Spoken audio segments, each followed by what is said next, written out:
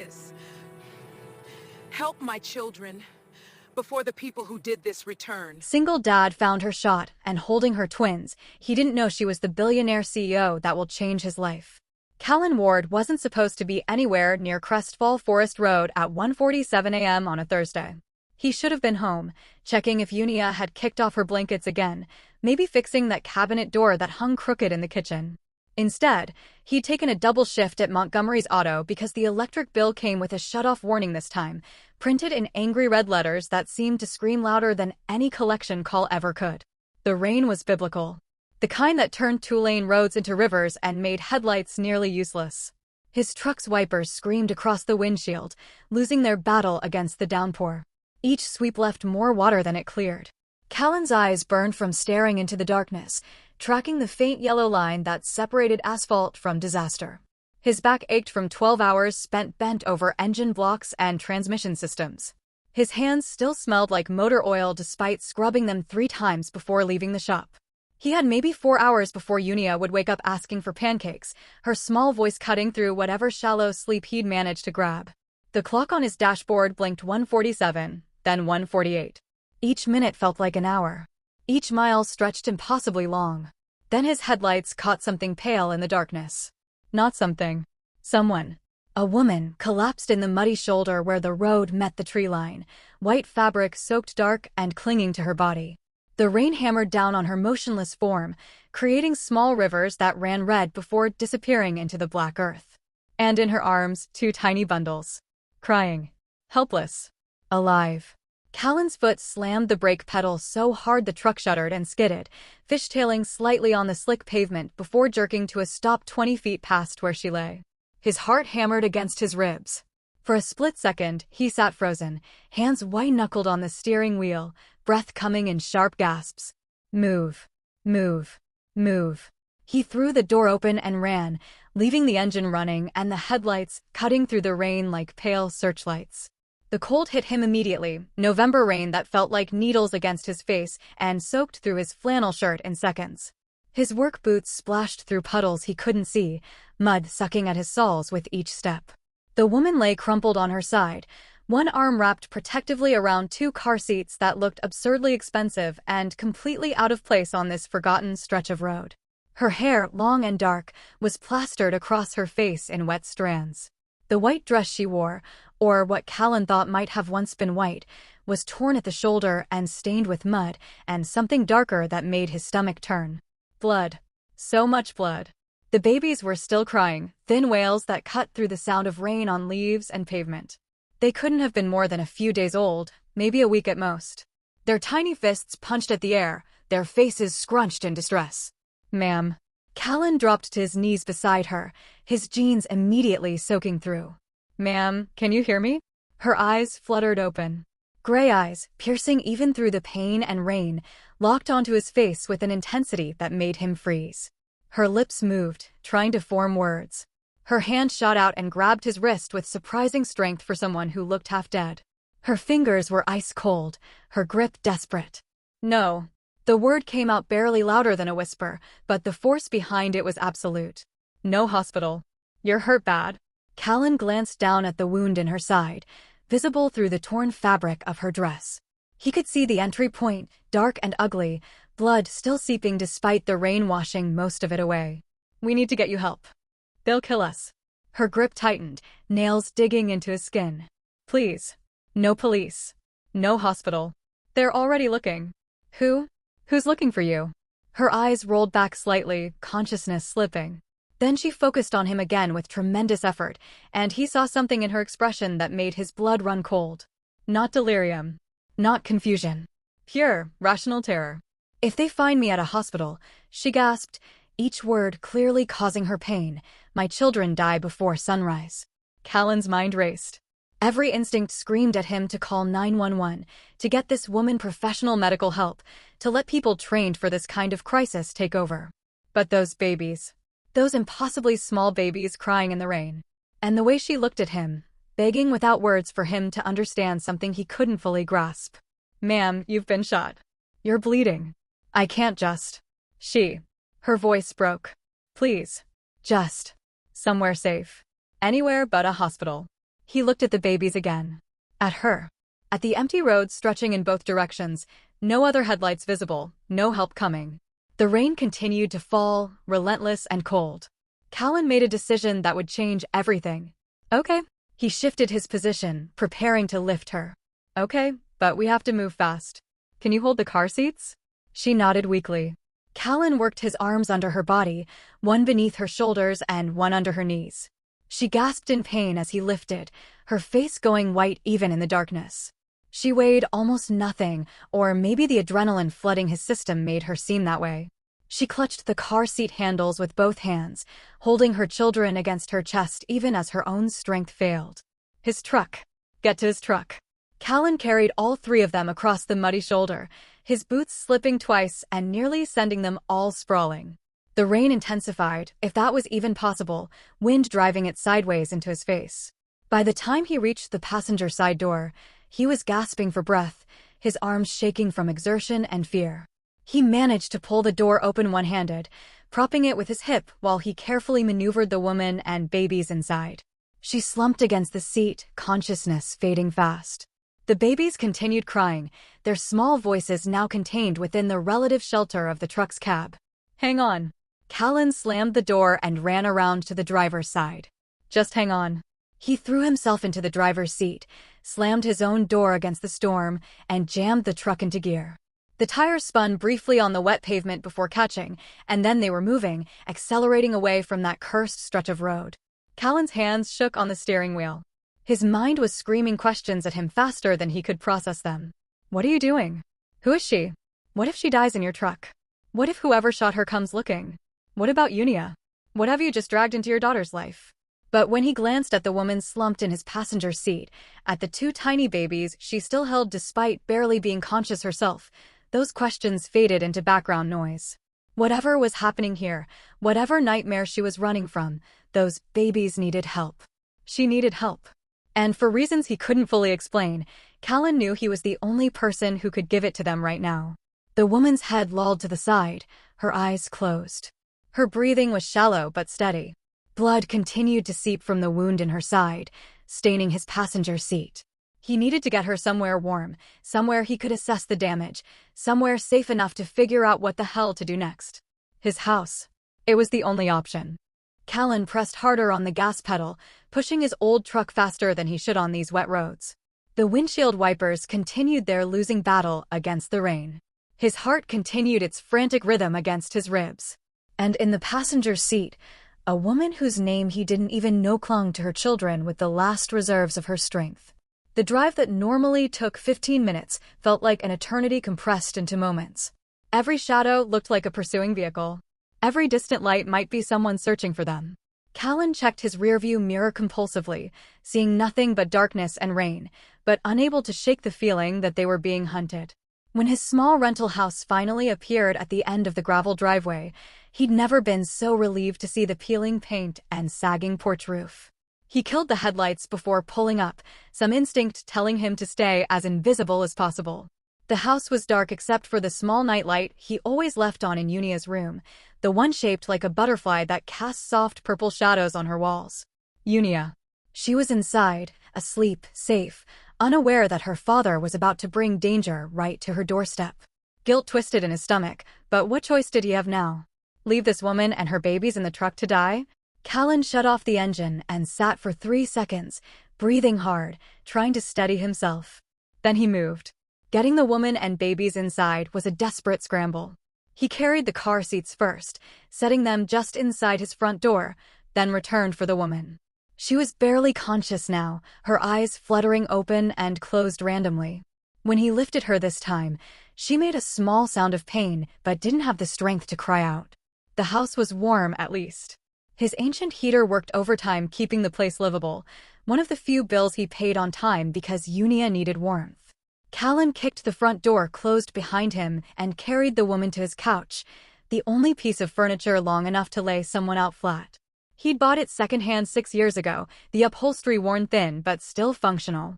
Now it was about to be destroyed by blood and mud. He didn't care. Callan grabbed every towel he owned from the bathroom closet, his hands moving on autopilot. Clean ones for under her, old ones to apply pressure, a washcloth to clean the wound. His first aid kit, the one he'd assembled when Unia was born and he'd been terrified of every possible accident, came out from under the bathroom sink. It was pathetically inadequate for this. Band-aids and antibiotic ointment weren't going to cut it. But it was what he had.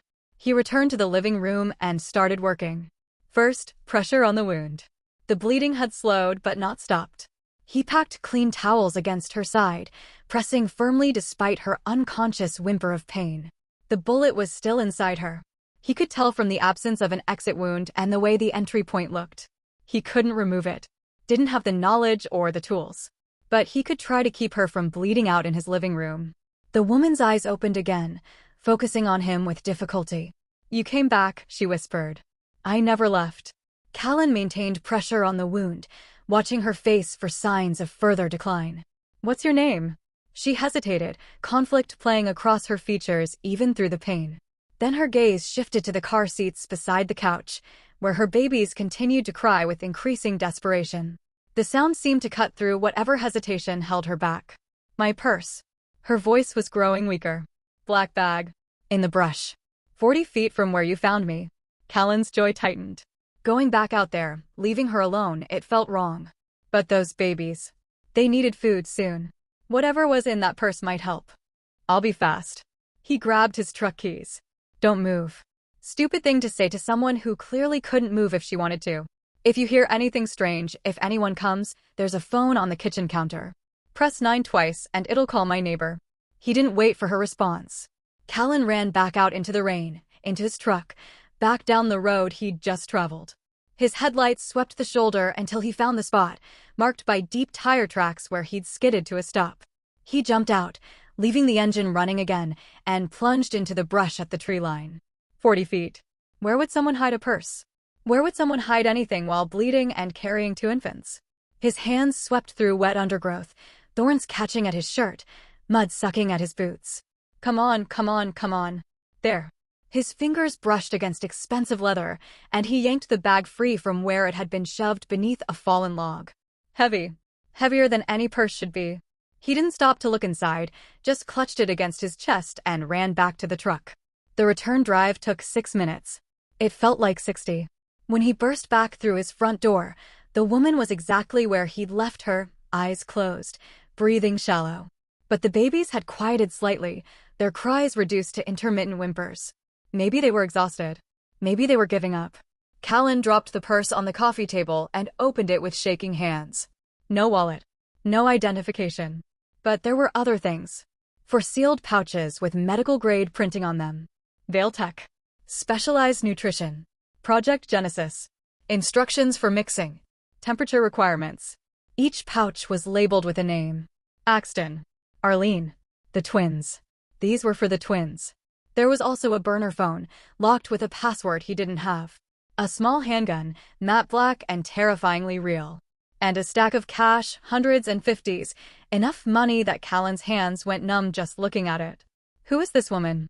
He pushed the question aside and focused on what mattered right now. Food for the babies. He could figure out the rest later, assuming they all survived the night. Callan read the instructions on the nutrition pouches 3 times, making sure he understood. Specialized formula. Not available in stores. He'd never seen anything like it during Unia's infancy. But the instructions were clear enough.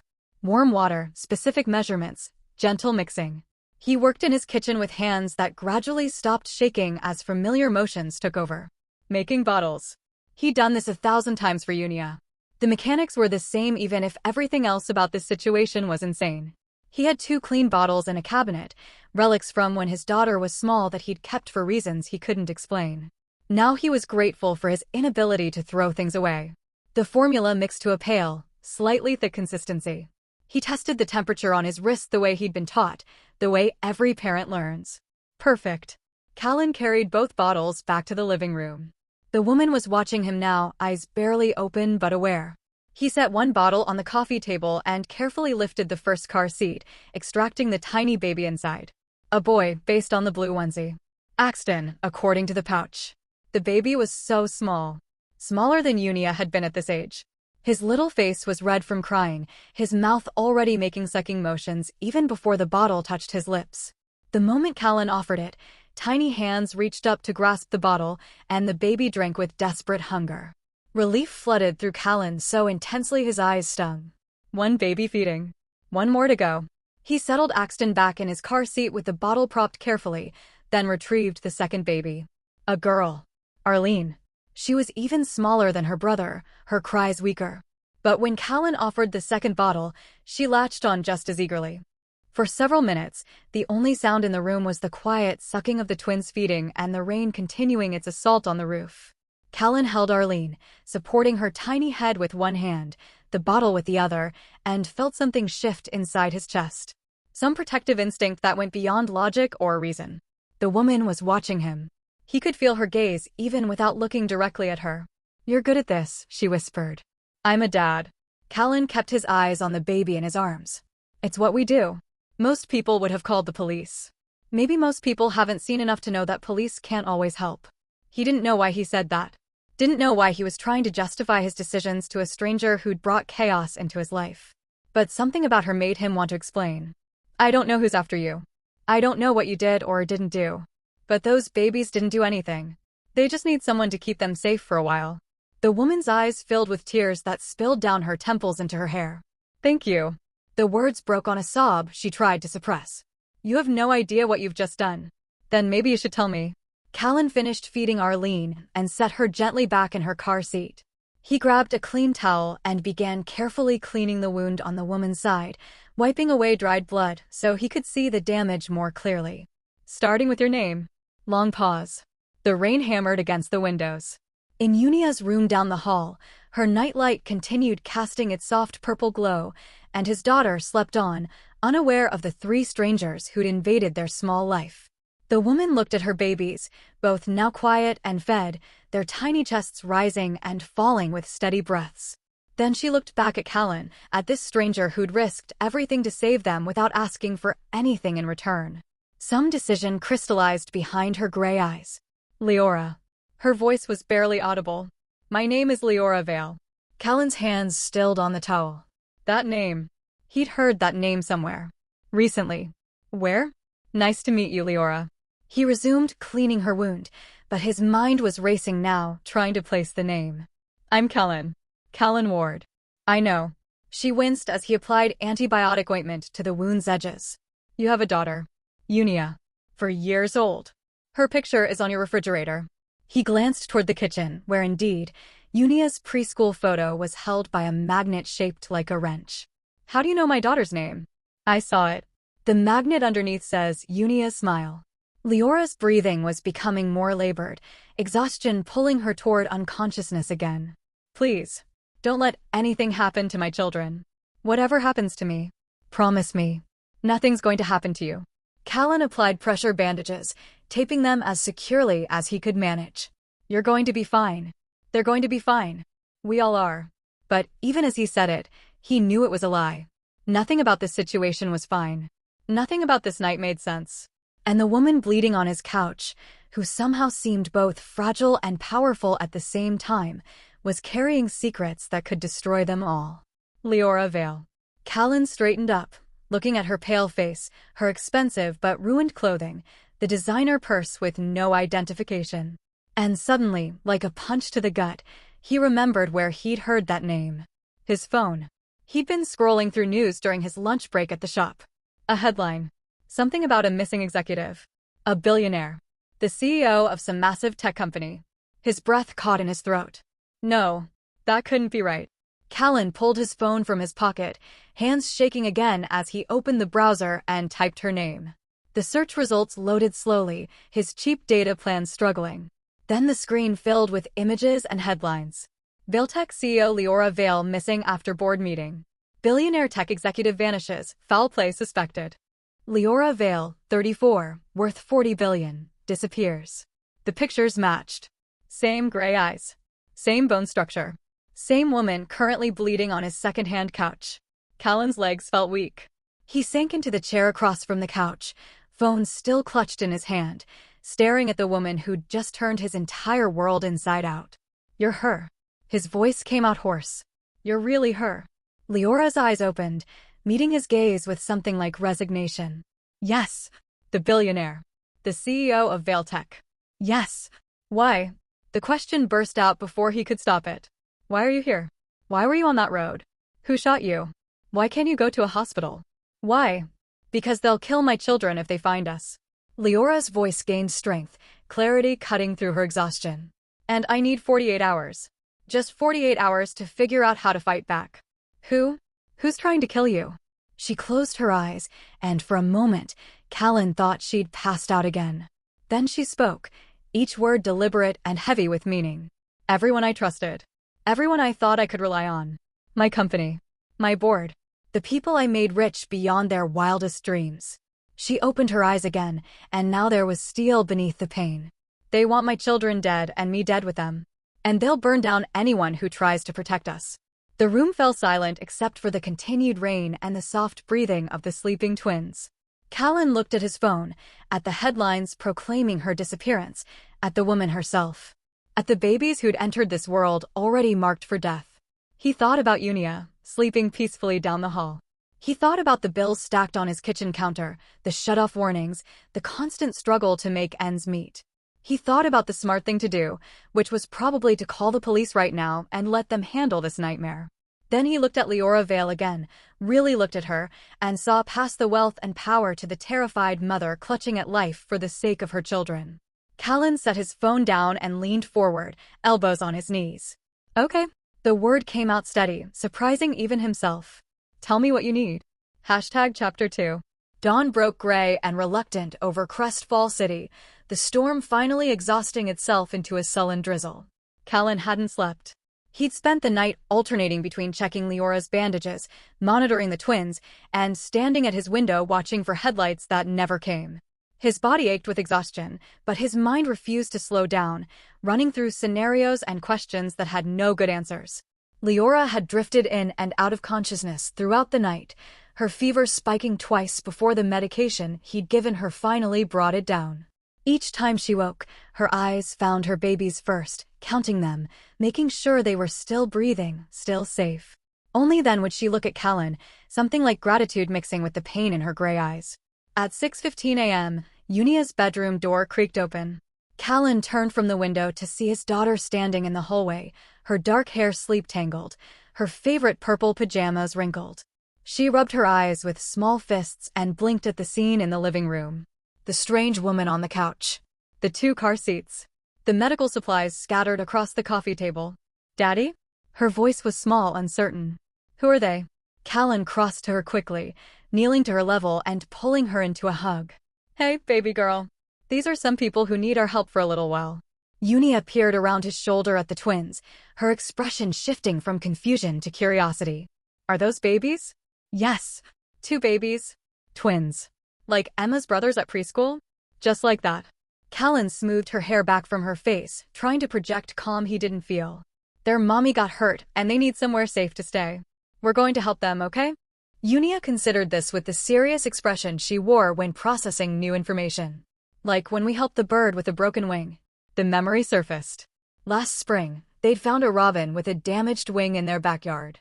Unia had insisted they help it, so they'd made a small shelter and fed it for 3 days until it could fly again. Callan had thought she'd forgotten about it. Exactly like that, he said softly. Okay. Unia nodded, decision made with the uncomplicated logic of a 4-year-old. Can I see them? After breakfast. First, let's get you some cereal. He guided her toward the kitchen, grateful for the normalcy of morning routines. Pour cereal. Add milk. Small spoon for small hands. Unia chattered about something that happened at preschool yesterday, her voice a bright thread of innocence weaving through the tension saturating his house. But even as he went through these familiar motions, Callan's eyes kept returning to the living room, to Leora and the twins, to the danger he'd invited into his daughter's life. After Unia finished eating, she insisted on seeing the babies properly. Callan allowed it, supervising as she approached the car seats with the careful reverence children show toward anything smaller and more fragile than themselves. They're so tiny, she whispered, staring at Axton and Arlene with wide eyes. They are. Callan stood behind her, hands on her shoulders. That's why we have to be very gentle and very quiet around them. What are their names?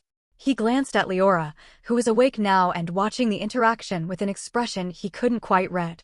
She gave a small nod. This is Axton, Callan said, indicating the boy, and this is Arlene. Those are pretty names.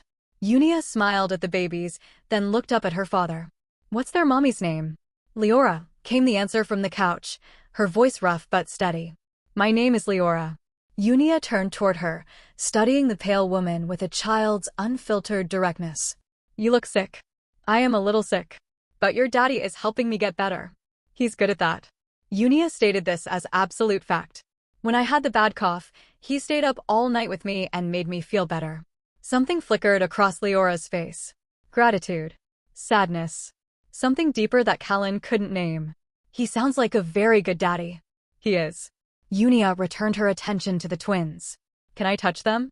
Very gently, Callan said. Just on their hands. Unia reached out with one careful finger and stroked Arlene's tiny fist. The baby's fingers reflexively curled around Unia's fingertip, and his daughter's face lit up with pure joy. She's holding my hand, Daddy. She is. For a moment, the room held something almost peaceful. Then Leora gasped, her body going rigid, her hand flying to her side. Callan moved instantly, crossing to the couch. What's wrong? What hurts? The wound. Her breathing came in short, sharp bursts. Something's wrong. He carefully peeled back the bandages, and his stomach dropped. The skin around the bullet wound had turned an angry red, spreading outward in inflamed tendrils. Infection. Despite all his efforts with cleaning and antibiotics, infection had set in anyway. The wound needed professional care. Needed a surgeon. Needed a hospital. But hospital meant exposure. Meant whoever was hunting her would find them. Unia, Callan kept his voice steady despite the panic rising in his chest. I need you to go to your room and play with your dolls for a bit, okay? But Daddy. Now, please. Something in his tone made Unia obey without further argument. She scurried down the hallway, and her door clicked shut. How bad is it? Leora's voice was steady, but her eyes betrayed her fear. Bad. Callan grabbed his phone, searching for anything that might help. I can clean it again. Apply stronger antiseptic, but Leora, you need real medical care. No hospitals. The words came out fierce despite her weakening state. They have people watching every emergency room in a 100-mile radius. The moment my name enters any system, they'll know. Then tell me what to do, because I'm just a mechanic with a first aid kit, and that's not enough for this. Her hand shot out, gripping his wrist with surprising strength. My purse. The phone. Password is 2-2-7-3. Call the only number in the contacts. Her name is Dr. Keiko Marsh. Tell her where we are. She'll come. Callan grabbed the purse and extracted the burner phone, entering the code with shaking fingers. The phone unlocked, showing a single contact labeled simply K. He pressed dial. 3 rings. 4. Then a woman's voice, crisp and professional. This number shouldn't exist. Who is this? My name is Callan Ward. I have Leora Vale. She's been shot. She needs help. Silence on the other end, so complete Callan thought the call had dropped. Then, is she alive? Yes, but there's infection. The wound is getting worse. Give me your address. Callan rattled off his street and house number, his voice gaining strength as hope flickered. How long until you can get here? I'm 3 hours away. Keep the wound clean. Keep her hydrated. Don't let her go into shock. If her temperature goes above 103, put her in a cool bath. Not cold, cool. Understand? Yes. Good. And Mr. Ward? If anything happens to her before I arrive, pray I never find you. The line went dead. Callan set the phone down and looked at Leora, who was watching him with half-closed eyes. Help's coming. 3 hours. Good. Her eyes drifted shut. Good. The next 3 hours were the longest of Callan's life. He cleaned the wound twice more, changed bandages, monitored her temperature obsessively. The twins woke hungry, and he fed them with hands that had finally stopped shaking, finding strange comfort in the routine of preparing bottles and supporting tiny heads. Unia emerged from her room periodically, bringing her stuffed animals to show the babies, talking to them in the high, sweet-voiced children use with anything smaller than themselves. Her presence was a strange anchor, a reminder that normal life still existed somewhere beyond the chaos. At 10:47 a.m., a vehicle pulled into his driveway. Callan's hand went instinctively to the gun from Leora's purse, which he'd tucked into his waistband. He moved to the window, peering through the curtains. A sleek black sedan. Professional. Expensive. Wrong for this neighborhood. The driver's door opened and a woman stepped out. Asian, mid-40s, wearing expensive but understated clothing and carrying a large medical bag. She moved with the efficiency of someone accustomed to crisis, her eyes scanning the property for threats before approaching the door. Callan opened it before she could knock. "Dr. Marsh? Where is she?" He stepped aside, allowing her to enter. The doctor took in the scene with a single sweeping glance, her expression revealing nothing. Then she crossed to the couch and began examining Leora with practiced hands. "How long since the injury?" "Approximately 9 hours. Antibiotic treatment?" "Topical ointment, oral medication from my first aid kit." Dr. Marsh nodded, already unpacking her medical bag. "The bullet's still inside. I need to extract it. Do you have a clean, flat surface? Kitchen table?" "Yes. Get it cleared. I'll need boiling water, clean towels, and every light source you own." Callan moved fast, shoving everything off his kitchen table, scrubbing it down with disinfectant, setting up his work lamps from the garage. Dr. Marsh carried Leora to the table with surprising strength for her frame, positioning her carefully. Leora was barely conscious now, fever-glazed eyes tracking movement without comprehension. "You should take your daughter somewhere else," Dr. Marsh said without looking up. "This won't be pleasant." Callan called Mrs. Chin from next door, the elderly woman who sometimes watched Unia when he had late shifts. She arrived within minutes, eyebrows raised at the unusual scene, but asking no questions when Callan pressed 2 20s into her hand and asked her to take Unia to the park for a few hours. After they left, he returned to find Dr. Marsh laying out surgical instruments on a sterile cloth. "I need you to hold her shoulders," the doctor said. "She's going to fight even in her current state." Instinct. Callan positioned himself at Leora's head, gripping her shoulders firmly but gently. Up close, he could see how much blood she'd lost, how pale her lips had become, how shallow her breathing was. She was slipping away despite everything they'd done. Dr. Marsh worked with remarkable speed and precision. Local anesthetic injected around the wound. A scalpel making the entry point larger. Surgical forceps probing carefully into damaged tissue. Leora screamed, the sound raw and agonized, her body arching against Callan's hold. "Hold her," Dr. Marsh commanded. Callan bore down, using his weight to keep Leora from thrashing, whispering meaningless reassurances that disappeared into her screams. The twins began crying in the living room, responding to their mother's distress. Everything was chaos and blood and the metallic smell of trauma. Then Dr. Marsh pulled back, forceps gripping a small, deformed piece of metal. "Got it." The bullet dropped into a metal tray with a small clink. Leora went limp, consciousness fleeing. Dr. Marsh immediately began cleaning the wound channel, her movements quick and sure. Irrigation. Debridement of damaged tissue. Antibiotic powder packed deep. Finally, careful suturing of multiple layers. Callan watched in fascinated horror, unable to look away. 40 minutes later, Dr. Marsh tied off the final external suture and stepped back, stripping off bloody gloves. "She'll live. Infection should clear with the antibiotics I'm leaving. Keep the wound clean and dry. She stays on her back for at least 48 hours. No exertion." "Thank you." The words felt inadequate. "Don't thank me yet." Dr. Marsh began packing her supplies with the same efficiency she'd unpacked them. "You have no idea what you've stepped into." "Then tell me." The doctor paused, meeting his eyes with a level stare. "Leora Vale isn't just a billionaire CEO. She's the guardian of technology that could revolutionize energy production. Or destroy global economic systems, depending on who controls it. Her board wanted that technology without her oversight. When she refused to surrender control, they decided to eliminate her. And the twins? They're not just her children. They're part of Project Genesis, a classified program that encoded certain genetic markers into their DNA at conception. Markers that serve as biological keys to Velteca's most secure systems.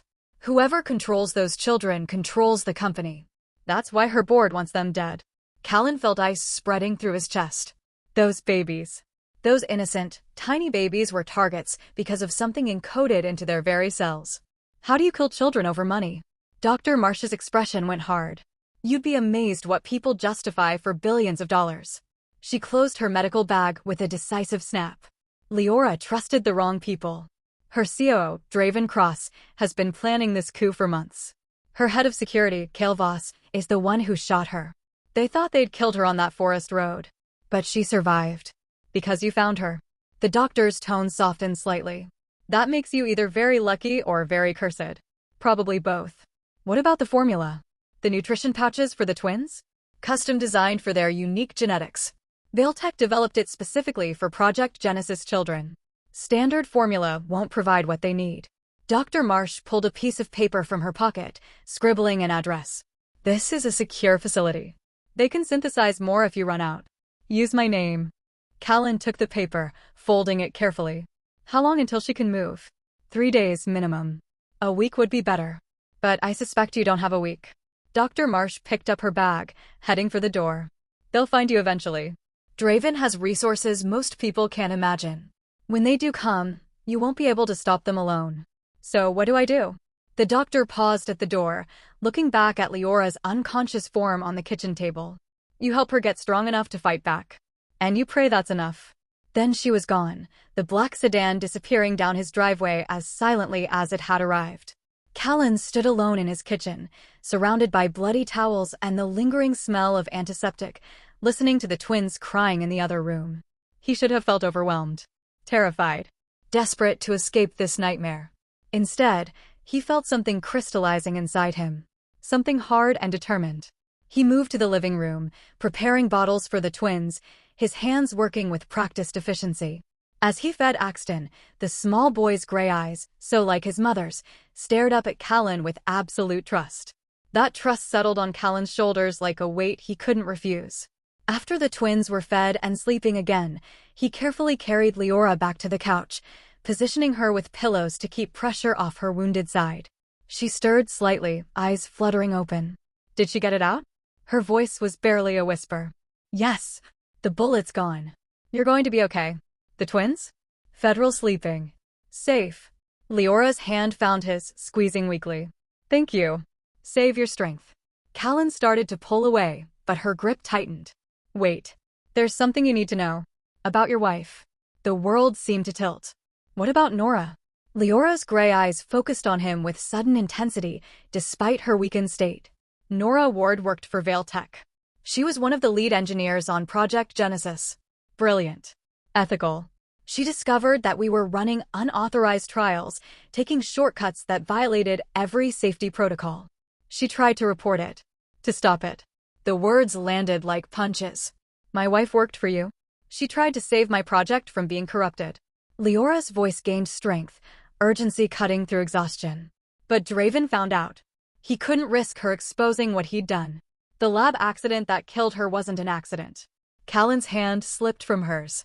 He stood, backing away, his breath coming short and sharp. You're lying. I wish I was. I tried to investigate her death, but the board blocked me at every turn. By the time I understood what had happened, it was too late. I'm so sorry. 2 years. For 2 years, Callan had believed Nora's death was a tragic accident. A gas leak. Wrong place, wrong time. Random bad luck in a world full of it.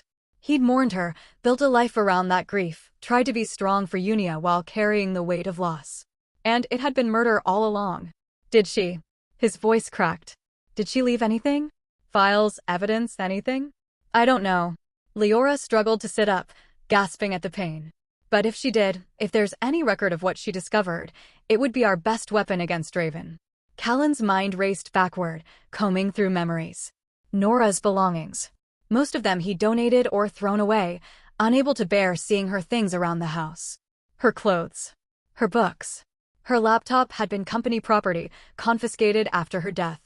But there was something. Something small he'd kept. Her notebook. Nora had carried it everywhere, a leather-bound journal where she scribbled calculations and notes in handwriting only she could read. He'd kept it because it smelled like her perfume, because seeing her writing made her feel less gone. It was in his bedroom, in the drawer of his nightstand, underneath old bills and random papers. Callan walked to his bedroom like a man in a dream. He pulled open the drawer, rifled through the accumulated debris of his life, and found the notebook. Brown leather. Worn edges. Nora's initials embossed on the cover. He opened it with shaking hands. Pages and pages of her handwriting. Equations he didn't understand. Technical diagrams beyond his comprehension. But toward the back, something different. Lists of names, dates, and strings of numbers and letters that looked like codes or passwords. He returned to the living room, holding the notebook like it might explode. Is this what you need? Leora took it, her hands trembling as she flipped through pages. Her expression shifted from hope to shock to something like awe. Oh, Nora. You brilliant, brave woman. What is it? Master override codes. Leora looked up, tears streaming down her face. For every major system at Vale Tech. Security. Financial. Operations. Everything. With these, I can lock Draven out completely. She clutched the notebook to her chest. Your wife created a failsafe. She was protecting my company even after they tried to silence her. Callan sank into the chair, his legs refusing to hold him anymore. All this time, I've been sleeping with her insurance policy under my mattress. She was protecting you too. If Draven had known these codes existed, he would have torn apart everyone connected to her searching for them. By not telling you, she kept you safe. The room fell silent except for the soft breathing of the sleeping twins and the distant sound of cars passing on the street. Callan stared at the notebook in Leora's hands, at the last gift his wife had left behind. A gift that had cost her everything. We use them, he said finally, his voice hard. We use those codes, and we make Draven pay for what he did. Leora nodded, but before she could respond, the sound of a vehicle pulling into the driveway made them both freeze. It wasn't Mrs. Chen's old sedan. It was something else. Something that made the hair on the back of Callan's neck stand up. He moved to the window, keeping to the side, peering through the gap in the curtains. A black SUV sat in his driveway, windows tinted dark, engine running. The driver's door opened. A man stepped out. Tall, powerfully built, moving with the controlled grace of someone trained for violence. He wore tactical clothing and carried himself like a weapon. As he turned toward the house, Callan caught sight of his face. Cold. Professional. Familiar from photos in Leora's purse. Was. Get the twins, Callan hissed, his hand going to the gun tucked in his waistband. Get them and hide in the bedroom. Now. Leora struggled to her feet, her face white with pain and fear. She moved toward the car seats, but her legs wouldn't support her. She collapsed halfway there, a cry of pain escaping her lips. The front door exploded inward, lock shattering under a booted kick. Was stepped into Callan Ward's living room, gun raised and ready. His eyes swept the space, cataloging threats with professional efficiency. They landed on Leora, crumpled on the floor, and something that might have been respect flickered across his features. Should have stayed dead, he said conversationally. Would have been easier for everyone. Callan raised his own gun, hands shaking, but aim steady enough. Get out of my house. Kale's attention shifted to him, assessing and dismissing him in the same glance. You're the mechanic. The single dad. The hero who picked up a stranger in the rain. His tone was almost sympathetic. Walk away now, and I'll let you live. This doesn't concern you. It concerns me. Callan's finger tightened on the trigger. Those babies concern me. She concerns me. So you can leave or you can die, but you're not touching them. Admirable. Kale's gun never wavered. Stupid, but admirable. He moved fast, faster than Callan could track. One moment he was standing in the doorway. The next he was across the room, striking Callan's wrist with brutal precision. The gun flew from his hand, skittering across the floor. A follow-up blow to his solar plexus drove the air from his lungs, and Callan crashed into his coffee table, with splintering under his weight. Kale retrieved Callan's gun, tucking it into his belt. Then he walked calmly toward Leora, who was dragging herself toward the twins, leaving a trail of blood from her reopened wound. Please. Her voice broke. Please, just let my children go. Kill me if you have to, but let them live. Can't do that. Kale knelt beside the car seats, looking down at the sleeping twins with something like regret. Nothing personal, you understand. Just following orders. He raised his gun toward Axton's tiny head. Callan moved without thinking, driven by something beyond reason or self-preservation. He launched himself from the floor, ignoring his screaming ribs, his empty lungs, his absolute lack of advantage. His hand closed around the heavy socket wrench he'd left on the floor the night before, and he swung it with every ounce of strength in his body. The wrench connected with Kale's knee with a sickening crack. The professional killer's expression finally changed, shock and pain replacing cold efficiency. He stumbled, his shot going wild, punching a hole through Callan's ceiling. Before he could recover, Callan swung again, this time at Cale's gun hand. Bones broke. The gun clattered away. They grappled, crashing into furniture, destroying what was left of Callan's humble living room. Cale was trained, efficient, deadly. But Callan was desperate, terrified, and fighting for his daughter and 2 babies who couldn't defend themselves. He fought like a cornered animal, without technique or grace, just brutal, relentless determination. Cale's fist caught him in the jaw. Stars exploded across his vision. A knee to his ribs drove the air from his lungs again. He was outmatched, outskilled, losing. But then his hand closed around the heavy lamp from his end table. He brought it down on Cale's head with all the strength he had left.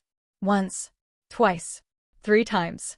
The professional killer collapsed, unconscious before he hit the floor. Callan stood over him, breathing hard, blood running from his split lip and nose. The lamp was shattered in his hand. His whole body screamed with pain. But he was alive. The twins were alive. Leora was alive. He grabbed the electrical cords from behind his television and used them to bind Cale's hands and feet, pulling the knots tight enough to cut off circulation. Then he retrieved both guns, checking the safeties with shaking hands. Only then did he look at Leora. She was staring at him with an expression he'd never seen before. Not gratitude. Not shock. Something deeper and more complex. "You just fought off a trained killer," she whispered. "I just fought for those babies. And for you." Callan wiped blood from his mouth with the back of his hand. Anyone would have done the same. No. Her gray eyes held his. No, they wouldn't have. Before either of them could say more, Callan's phone rang. The sharp sound made them both jump. He pulled it from his pocket, not recognizing the number. "Hello? Mr. Ward." The voice on the other end was smooth, cultured, threatening in its very civility. "My name is Draven Cross. I believe you have something that belongs to me." The voice on the phone was everything Callan had imagined and worse. Educated. Refined. The kind of voice that ordered murders over expensive wine and never raised its volume above a pleasant conversational tone. "I don't have anything of yours," Callan said, his own voice steadier than he felt. "Oh, I think you do."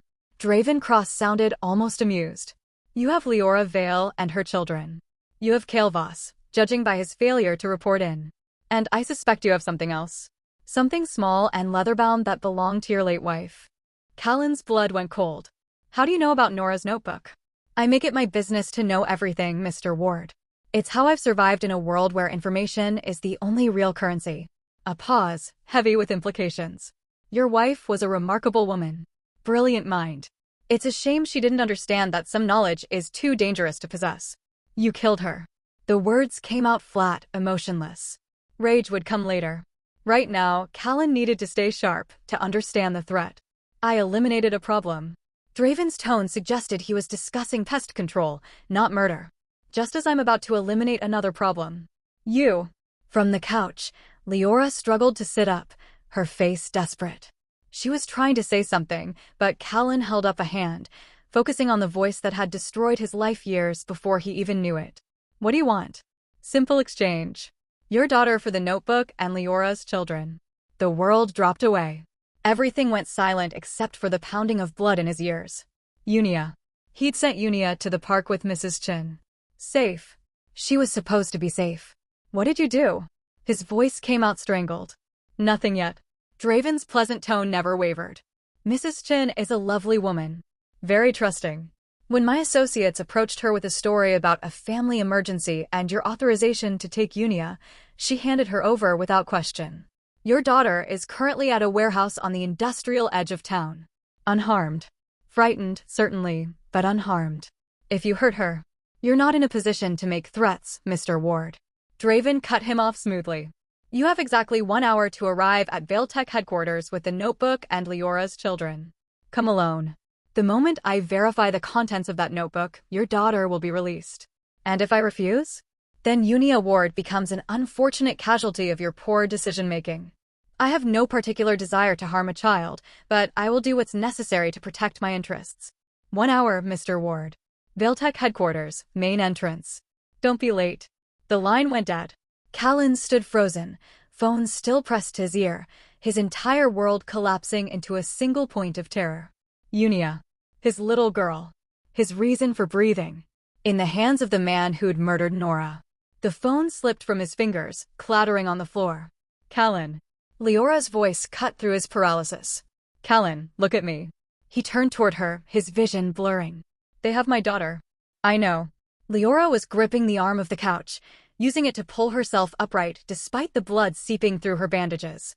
And we're going to get her back. How? His voice broke. He has all the leverage. He has everything. No. Leora's gray eyes blazed with sudden intensity. He doesn't have everything. He doesn't have the codes. He doesn't have me. And he doesn't have you. I'm nobody. I'm just a mechanic who got in over his head. You're the man who saved my life. Who fought off Kael'vas with a wrench and pure determination. Who kept my children alive when the world's most powerful corporation wanted them dead. Leora struggled to her feet, swaying dangerously. Don't you dare call yourself nobody. Callan wanted to believe her. Wanted to find that strength she saw in him. But all he could see was Unia's face, her smile, the way she held his hand when they crossed the street. He wants the notebook and the twins. If I give him those, he kills all of us anyway. He can't leave witnesses. Exactly. Leora moved toward him, each step clearly agonizing. So we don't give him what he wants. We give him what he deserves. What are you talking about? The codes in that notebook. They're not just access keys. They're a weapon. Leora picked up Nora's journal from where it had fallen during the fight. Your wife built a backdoor into every system at Vale Tech. Security cameras. Network communications. Financial records. Everything broadcasts to a master server that only these codes can access. I don't understand. If we activate these codes inside Vale Tech headquarters, everything Draven has ever done, every order he's ever given, every murder he's ever commissioned, all of it goes live on every screen in the building, including the ones in the boardroom where he holds his meetings. We expose him in front of everyone who enables him. Callan's mind raced, trying to find the flaw in the plan. Even if that works, we still have to get inside. With the twins. Past his security. Into the heart of his power. Yes. Leora met his eyes. We do. And Unia? We get her first. Leora's voice went hard as steel. Before anything else, we get your daughter back. I promise you that. How? By giving Draven exactly what he expects. Me surrendering. You, desperate and compliant. The twins, helpless. What he won't expect is the trap we're walking him into. Leora explained her plan in rapid, precise detail. Each element built on the last, using Draven's own arrogance against him. It was risky. Probably insane. But it was the only chance they had. 20 minutes later, Callan was in his truck, driving toward Vale Tech headquarters with 2 car seats secured in the back and a bleeding billionaire in his passenger seat. Kael'vas remained tied up in his living room, unconscious and not likely to wake soon. The notebook sat on the dashboard between them, innocuous and impossibly dangerous. Tell me about her, Leora said softly as they drove. What? Unia. Tell me about your daughter. Callan's hands tightened on the steering wheel. Why? Because I need to know who we're saving. And because you need to remember why you're not giving up. He was quiet for a long moment, the city passing by outside his windows.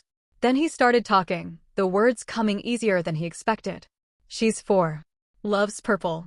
Has an imaginary friend named Mr. Whiskers who's apparently a very distinguished cat. She wants to be a veterinarian when she grows up because she thinks all animals deserve someone who cares about them. His voice cracked slightly. She still asks about her mother sometimes. Wants to know if mommy can see her from heaven. I tell her yes, always yes, and I hope it's true. It is true. Leora's hand found his on the gearshift, squeezing gently. And Nora would be so proud of you. Of how you've raised her. Of what you're doing right now. I'm terrified. Good. Fear keeps you sharp. Leora released his hand, turning her attention to the approaching building. Vale Tech headquarters rose ahead of them, 40 stories of glass and steel, a monument to corporate power. Just remember the plan. Follow my lead. And trust that I'm not going to let anything happen to your daughter. Why? Callan glanced at her. Why do you care so much about helping me? About Unia? Leora looked down at the twins sleeping peacefully in their car seats, unaware of the danger surrounding them. Because someone helped me when I needed it most. Someone risked everything for my children without asking for anything in return. She met his eyes. Because that's what good people do. And there aren't nearly enough good people left. Vale Tech headquarters loomed closer, its glass facade reflecting the afternoon sun in blinding sheets. Security vehicles ringed the building. Guards stood at every entrance. Cameras tracked their approach from every angle. Callan pulled into the visitor parking area, killing the engine with hands that had started shaking again. This is it. This is it, Leora agreed. She reached for the door handle, then paused. Callan, whatever happens in there, whatever you see or hear, don't deviate from the plan. Draven will try to manipulate you. To make you doubt. To make you surrender. Don't let him. And if something goes wrong, then you get Unia and you run. Forget about me. Forget about the twins. You save your daughter and you disappear. I'm not leaving you. You will if I tell you to. Leora's voice went sharp. I didn't survive assassination and bullet wounds just to let you throw your life away for mine. Promise me. Callan wanted to argue. Wanted to refuse. But the look in her eyes told him this wasn't negotiable. I promise. Good. Now help me out of this truck before I pass out and ruin everything. They approached the main entrance together, Callan carrying both car seats, Leora leaning heavily on his arm. Her reopened wound was bleeding through her clothes, leaving a trail that marked their progress. She looked like death walking, which was exactly what they needed her to look like. The guards at the entrance tensed as they approached, hands going to their weapons. But before anyone could stop them, the massive glass doors slid open from the inside. Draven Cross stood in the lobby, surrounded by 6 armed security personnel. He was exactly what Callan had pictured. Mid-50s, silver-haired, wearing a suit that probably cost more than Callan's truck. His face was handsome in a cold, sculpted way, and his smile held no warmth whatsoever. Mr. Ward. Draven's voice was the same smooth tone from the phone call. And Leora. My dear, you look absolutely dreadful. We really should get you to medical. Where's my daughter? Callan's voice cut across the pleasantries like a blade. Safe. Uncomfortable, but safe. Draven's eyes flicked to the car seats. I see you brought the merchandise as requested. She's not merchandise. She's a 4-year-old girl. Give her back. Of course. Right after we conclude our business. Draven gestured toward the elevators. Shall we? The boardroom is much more comfortable for these discussions. No. Callan set the car seats down carefully. We do this here. Now. You check the notebook. I verify Uni is safe. Then we all walk away. Draven's smile thinned. I don't think you appreciate your situation, Mr. Ward. You're in my building, surrounded by my security, with no leverage and no options. You'll do exactly what I tell you, when I tell you, or your daughter learns what it feels like to be truly abandoned. Something in Callan snapped. The fear that had been paralyzing him transformed into rage, cold and focused. He stepped forward, close enough that Draven's guards tensed, but didn't intervene. You want to know what I appreciate? I appreciate that you murdered my wife. I appreciate that you tried to murder this woman and her children. I appreciate that you're threatening my daughter to cover up your crimes. His voice was low, dangerous. So here's what's going to happen. You're going to bring Unia here, now, or I'm going to break your jaw with my bare hands, and your guards can shoot me after. The lobby fell silent. Even Draven's permanent smile faltered slightly. Then Leora spoke, her voice carrying despite her weakness. He means it, Draven. I've watched him fight. He won't go down easy, and the first thing he'll do is hurt you. So unless you want your expensive dental work scattered across this marble floor, I'd suggest you cooperate. Draven studied them both, reassessing. Then he pulled out his phone, pressing a single button. Bring the girl. Main lobby. Now. 5 minutes that felt like 5 hours. Callan stood rigid, barely breathing, hands clenched into fists. Leora swayed beside him, her face gray with blood loss, but her eyes never left Draven's face. The twins slept on, innocent and unaware. Then the elevator chimed. The doors opened, and 2 men in tactical gear emerged. Between them, holding each of their hands, was Unia. She looked so small between the 2 large men. Her purple pajamas were rumpled. Her hair was a mess. Her face was streaked with dried tears. But when she saw Callan, her entire expression transformed. Daddy. She tried to run to him, but the guards held her back. Callan started forward, but Draven held up a hand, and suddenly there were 6 guns pointed at various members of their little group. The notebook first, Draven said pleasantly. Leora picked up Nora's journal from where Callan had set it on the floor, holding it out. Her hand shook, whether from weakness or careful acting, Callan couldn't tell. Draven took it, flipping through pages with the casual interest of someone examining a menu. Fascinating. His finger traced some of Nora's equations. Your wife really was brilliant, Mr. Ward. It's almost a shame she had to die. He looked up, meeting Callan's eyes. Almost. Let my daughter go. In a moment. First, I need to verify these codes actually work. Draven pulled out a tablet, entering strings of numbers from the notebook. The screen flickered, changed, showed system after system unlocking. His smile widened. Excellent. Everything appears to be in order. He closed the tablet. Then, to Callan's shock, he nodded to the guards. Release the girl. They let go of Unia's hands. She ran across the lobby, her small feet slapping against marble, and crashed into Callan's legs with enough force to nearly knock him over. He dropped to his knees, wrapping her in his arms, feeling her shake with sobs against his chest. It's okay, baby girl. I've got you. You're safe now. I was scared, Daddy. She buried her face in his shoulder. They said you sent them, but they were lying. I know. Callan held her tighter, breathing in the scent of her strawberry shampoo, feeling the rapid beating of her small heart. You're safe now. I promise. He looked up at Draven, who was watching the reunion with something like amusement. We're leaving. Now. I'm afraid that's not possible. Draven's smile returned, colder than before. You see, Mr. Ward, I've just verified that these codes are genuine. Which means you're all witnesses to crimes I can't allow to be revealed. Guards, if you would. The security personnel raised their weapons, taking aim. This was it. The moment everything hinged on. Callan looked at Leora, who gave him the smallest nod. Now. Callan pulled Nora's notebook from inside his jacket. The real notebook, not the decoy they'd given Draven. Before anyone could react, he opened it to the marked page and pressed the hidden thumb drive embedded in the spine. Every screen in the Vailtech lobby exploded into life. Not just the lobby screens. Every monitor, every display, every electronic surface in the entire building lit up simultaneously. Security footage, audio recordings, financial transactions, emails, text messages. Every crime Draven Cross had ever committed, documented in exhaustive detail. Nora Ward's final gift, activated at last. Draven's face went white as he watched his secrets spill across 50 screens. Orders to eliminate Nora. Plans to assassinate Leora. Schemes to steal Project Genesis. Bribes to board members. Blackmail of government officials. All of it playing on infinite loop, broadcast to every corner of Vailtech headquarters. And in the boardroom 40 floors above them, every member of Vailtech's board of directors watched the same footage, their faces growing more horrified with each revelation. You. Draven's voice was no longer smooth. It shook with rage as he turned on Callan. You gave me a fake. No. Leora's voice cut through the chaos, stronger now despite her injuries. He gave you exactly what you asked for. A notebook full of codes. They just weren't the codes you wanted. Draven lunged for Callan, but his own security guards stepped between them, their loyalty suddenly uncertain as they watched their employer's crimes broadcast in high definition.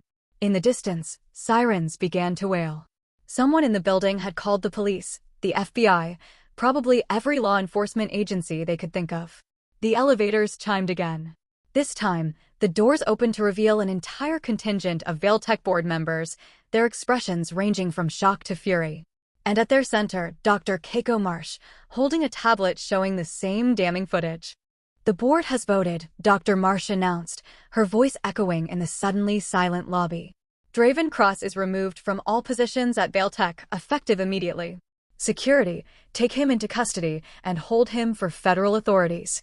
For once, Draven's facade cracked completely. He looked around wildly, seeing his empire collapse in real time, seeing every face that had once shown him deference now showing disgust. No, you don't understand. Everything I did was for this company. To protect our interests. You protected nothing but your own greed. The chairman of the board, an elderly man with steel in his eyes, stepped forward. You've destroyed Vailtech's reputation, murdered our employees, and tried to kill our rightful CEO. You're finished. Guards moved in, taking Draven by the arms despite his protests. As they dragged him toward the doors where police cars were already pulling up, he looked back at Leora with pure hatred. This isn't over. Yes. Leora straightened despite her obvious pain, every inch the CEO she'd always been. It is. They took him away, his shouting fading as he disappeared into federal custody. The lobby gradually emptied as board members returned to their floors, as security personnel went back to their stations, as the sirens outside multiplied into a symphony of arriving law enforcement. Callan remained on his knees, holding Unia, feeling her heartbeat against his chest. It was over. They'd won. Somehow, impossibly, they'd actually won. Leora approached them slowly, Dr. Marsh supporting her. She looked down at Callan with an expression that held too many emotions to name. Thank you. The words were simple, but weighted with everything they'd survived together. For everything. Thank you. Callan looked up at her, this woman who'd crashed into his life and turned everything upside down. For giving me a reason to fight. Leora knelt beside them, careful of her wounds, and placed a hand on Unia's head. You have an incredibly brave father. Unia lifted her tear-stained face from Callan's shoulder, looking at Leora with wide eyes. Are you the lady with the babies? I am. Leora smiled, genuine warmth breaking through her CEO facade. Your daddy saved them. He saved all of us. Daddy's good at that. Unia stated this as absolute fact. He saves things. The simple truth of it, spoken in a child's voice, made Callan's eyes sting. He gathered both of them close, this makeshift family that had formed in crisis, and for the first time in 2 years, felt something like hope. 3 weeks later, Callan stood in an office that still felt surreal. Floor-to-ceiling windows overlooked the city. Expensive furniture that he was afraid to sit on. A nameplate on the desk that read Callan Ward, co-director, Project Genesis. The board had been surprisingly easy to convince once Leora had presented her case.